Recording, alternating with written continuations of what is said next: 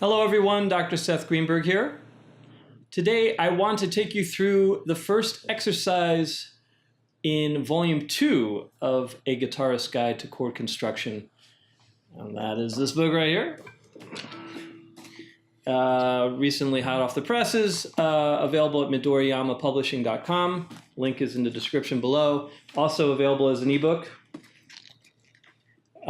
You should also be able to find it on Amazon as well. So I have made a video that goes more in depth about my views on the metronome and how I would advocate using it if someone were to use it. I'm not going to get spend too much time into that, but I will say that before we start working through exercise 1A, I want to bring your attention to page 14 under basic practices and the recommendation that I put forth, practicing under 40 beats per minute. It's not a misprint. The reason for this is quite simple. In short, you want to find a tempo that allows you to feel a groove, a consistent pulse, incredibly important. It's not just counting time. In fact, you don't want to really be conscious of the time at all. You want to just feel a steady pulse. That's one. Number two is that you want to be able to think at that tempo. If the tempo is too fast, one of the two usually goes right out the window, and it's usually the timing. And you don't want that to happen. Now, there's no shame in going really, really slowly. I've had some students that had to start at about 20, 25 beats per minute. You're going to be doing yourself a much greater favor by going slowly and shooting for accuracy and consistency. And three, a relaxed feel over just speed. Yes, you probably will feel that you're moving at a snail's pace, but in fact, you will actually be moving a lot faster than if you were to do it too quickly. So please keep that in mind. What you're working toward is basically developing your reflexes so when it is going too quickly and you simply you can't think, it's all going to be there, right? Just accessible immediately without having to be even conscious of it. So please keep that in mind. Do not interrupt the timing when you're playing. If you're going to miss a note or you're going to accidentally hit a note, I know everyone wants to stop when they make a mistake. You don't want to do that. As much as there is that urge, just keep going. Even if it's the slightest insertion of extra time, like a microsecond right before the chord, just to get there, don't do it. Just do not do it. You're better off skipping the chord, or if you're playing a 3 or 4 note voicing, maybe just play part of the chord, but you have to come in at that entrance. You don't want to develop the habit of coming in late. And 1 microsecond, 1 picosecond, that's still late. So just be honest and use your own discretion. If your accuracy is really low, if you're missing every other chord, or you're feeling really overwhelmed and you still can't make it through, even at a really slow tempo, I have on pages, what would that be, 16 and into 17, some suggested rhythmic approaches. Usually I find 1F, which is just a quarter note entrance on the first beat, and using the remaining 3 beats to set up for the next chord. Anticipation is a huge thing, absolutely a huge thing. You want to really get to where you're going to go before you get there. You want to be already ready to go. I would say 99% of players do fine with 1F. If for some reason it's still, even at a really slow tempo, still comes up too quickly, try figure 1J, which inserts an entire full measure in between. So you'll get another 4 beats to set up for the next note or chord. So just take it slowly. Now, having said all of that, if we go and look at page 15, that's where I give a list of some recommended practices. Please keep in mind that this is not an exhaustive list. These are just sort of to get the player started, some suggestions that are worthwhile in terms of what I feel are worth practicing. But there are many, many more to do, and you can come up with and create your own. This is just really a starting point. So please keep that in mind. Now, volume 1, it builds off of volume 2 builds right off of volume 1. So at this point, you should really know the fretboard pretty well. Still, if you don't, my suggestion is to go through each maybe consecutive string group one at a time. I usually suggest starting on the bottom 3 strings. That would be 6, 5, and 4. Those 3 strings, because finding the bass note on the 6th string is a lot easier generally for just about everybody. I don't know if I've ever come across somebody who said it was easier to find the bass note of a chord on the 4th string or 3rd string than the 6th. So that's my suggestion in terms of starting, and that's where I'm going to actually be starting today. Now, in terms of timing, the metronome comes up. If you're going to use the metronome, which I would suggest to players, particularly who haven't really practiced this stuff before, my recommendation is, again, to dial in something that'll allow you to think, keep a groove, and be relaxed all at the same time. It can be done. It really can. And that's what you want to strive for. So I have my metronome set here at 35 beats per minute, just as an example. And how I use it is I don't keep it on. What I do is it's a reference point. So every time I sit down, just so I know that I'm not deviating from each practice session, because it's very easy. You could sit down and one moment you think you're going 40 beats per minute, then an hour later you sit down and practice, you might be at 65 and not even recognize it. So the metronome is very useful in that sense. If you're going for consistency, you can't beat it. But you want to set it up, and you want to synchronize your own metronome, if you will, your own groove, and feel it. And now once you've synced basically to this, and you turn it off, and you keep on going, then you go right into it. So that's how to use it. Now, of course, exercise 1A, it starts off with first inversion, and this happens to be the major chord chapter. So every third is a major third of the chord. Now, if you really don't know the fretboard very well, my suggestion is to start off with just finding the bass note. Just find the third of each chord on the low E string as a starting point. So let's say, I'm not going to play through the entire exercise, but just to give you an idea of how I would recommend going about it. So here we go. And 1, 2, 3, 4, and set up. And then don't hold the note, go right to the next note. 3, I need C sharp, 4, and now to the E. You can use open strings. That's sort of up to you. F sharp.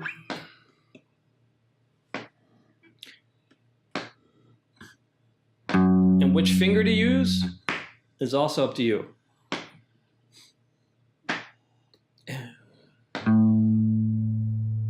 D sharp. Now let's say I'm holding that and I just blank out, I have a lapse. 4, I can't find the G, forget it. Next chord, C in the bass. 3, just get right back on track. Don't interrupt the timing.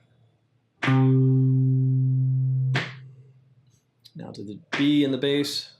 Let's say I hit too many strings. Whoops, just keep the time going. You get the idea. That's how to approach it just generally. Now, if you can get through the bass note, and that's fine, jump into adding the 5th. So again, at the tempo like that, 2, 3, 4, and to be thinking of what the 5th is. So I've got an F, 3, 4, A major has the E on top, 2, now C major has the G on top, the 5th, and 2, F sharp has the A on top, 3,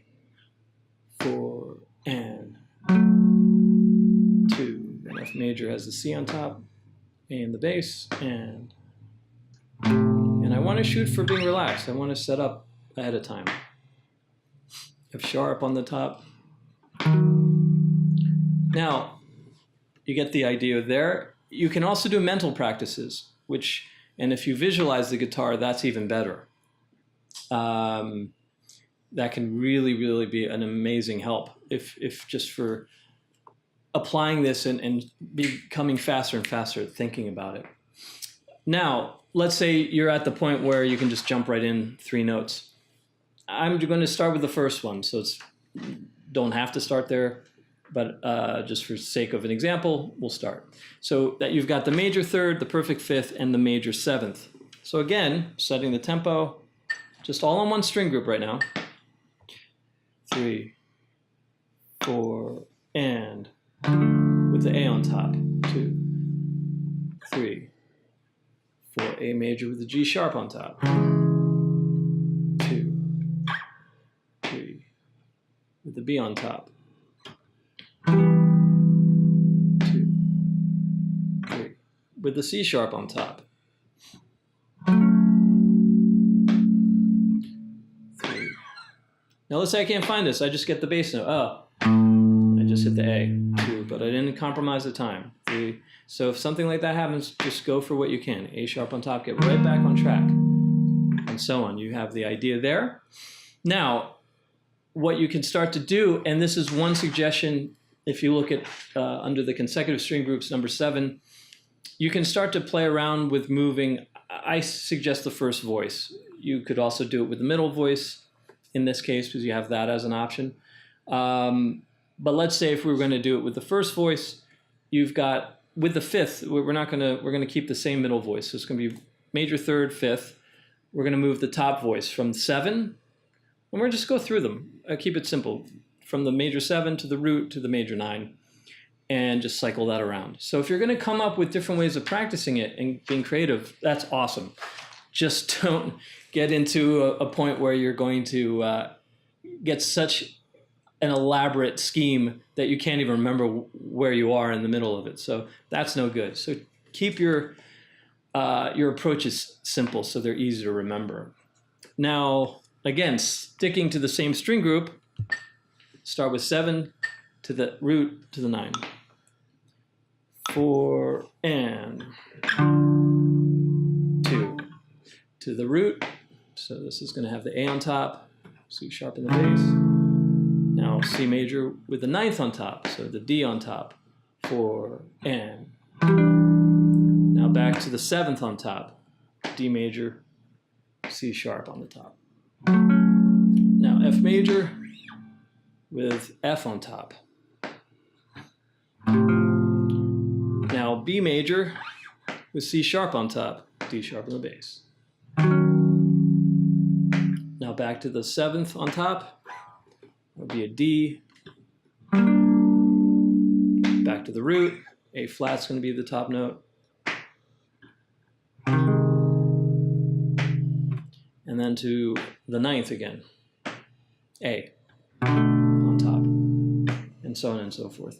Now, that's one variation of it. Now, you could also take a static voicing, like, let's say, let's try a different one. Maybe, for example, I choose, how about major third, the 6, and the 9. Major third, major 6, major 9. And I'm going to keep that the same voicing, but I'm going to change from string group to string group.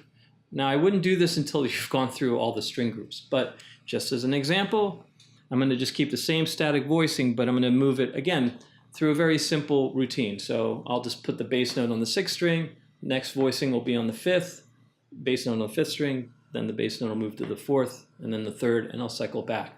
Now, I should also add that the rate at which you change chords, I'm doing it 1 per chord. You don't have to do that. You could decide to stick around on the same string group, the same voicing maybe for 2 or 3, just to take a nice relaxed approach, and then go into the next string group, do the next 3 on that string group. It's up to you. The faster that you're jumping from string group to string group or changing the added notes, the more pressure you have on yourself. So keep that in mind. You don't want to, you want to challenge yourself for sure, but you don't want to set that bar too high. You want to go incrementally. So here we go. See if I can do this. 2, 3, 4, and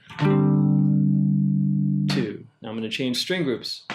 A major 6, 9, and with an F sharp and a B.